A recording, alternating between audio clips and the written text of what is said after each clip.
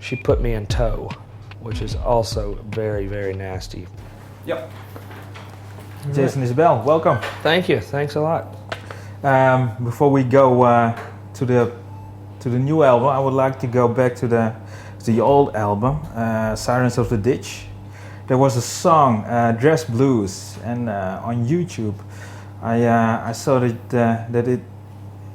Anyway, the YouTube version, it was dedicated to Matt Connolly. Right. Yeah.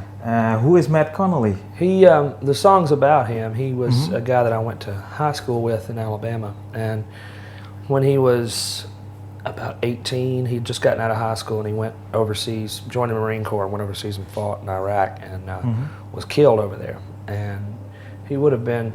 It was about a week before he was scheduled to come home. I'm sure he would have been stop lost or they would have sent him back, but he was scheduled to come home for the last time. And his wife was pregnant. She had a baby right after that. Okay. And so I wrote the song about him, about his family and his, for his family and for his wife and his friends and stuff. Okay, and were you a friend of his?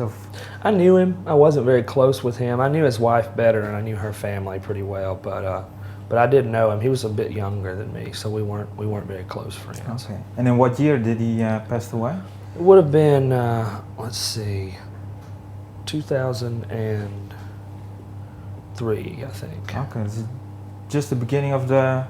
Yeah, maybe 2004 actually. I think it Okay. was 04. Yeah. Okay, in the earlier years from the war. Right. Yeah. Okay. And then I would like to go to a song of your of this album, "Soldiers Get Strange." Right. Is there some sort of relation between the two songs?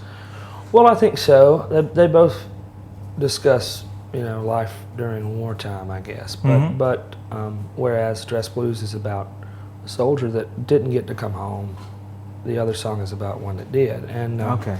I was listening to a story on public radio in the States about a fella who had come back from over there and had a really hard time adjusting to his family life and to his social life, and had a hard time re-entering society, I guess, due to post-traumatic stress.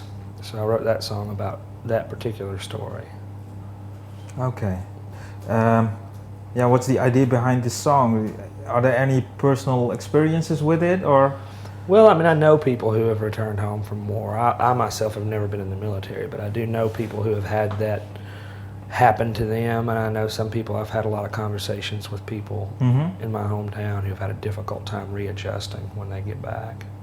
Okay. It mirrors, I think, the situation mirrors a lot of what happened after the Vietnam War. Really, I don't think it was that case for the World Wars because there was such a sense of pride at what had been accomplished.